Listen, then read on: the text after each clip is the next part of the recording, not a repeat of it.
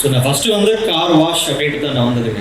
எனக்கு ஒரு best experience என்னன்னா டஃபான் கோட்டிங் போட்டு ஒரு 5000 கிலோமீட்டர்ஸ் முடிஞ்சது. ஷோரூம் மேனேஜர் வெளியே வந்துட்டு அவரு ஷாக் ஆகிட்டார், கண்ணாடி மாதிரி இருக்குது கார் அப்படின்னு. பைக் எடுத்து இப்போ தான் நான் வண்டி எடுத்துட்டு வரேன் அப்படி. அது எனக்கு ஒரு மெமரபிள் மூமெண்ட்டு. ஸோ இன்னொன்று எனக்கு காரை வந்து எப்படி கேர் பண்ணுங்கிறது தெரியாது. பட் இங்கே வந்ததுக்கப்புறம் தான் ஸோ நம்ம ஒரு காரை கேர் பண்ணணும்னா அது என்னென்னலாம் கேர் பண்ணணும், அது நம்ம கொஞ்சம் காஸ்ட்லி வெஹிக்கிள் அப்படிங்கும்போது இந்த இதெல்லாம் கேர் பண்ணணும். எனக்கு வந்து எஜுகேட் பண்ணாங்க.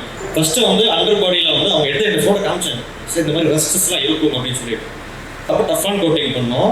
ப்ளஸ் வந்து ஆடோ ரிமூவல், அந்த ozone therapy, bacteria removal, plus interior cleaning, இது எல்லாமே எய்ம்ஸில் வந்து கவர் பண்ணி ப்ளஸ் நான் வந்து எனக்கு வாஷ் பண்ணிட்டே இருப்பாங்க.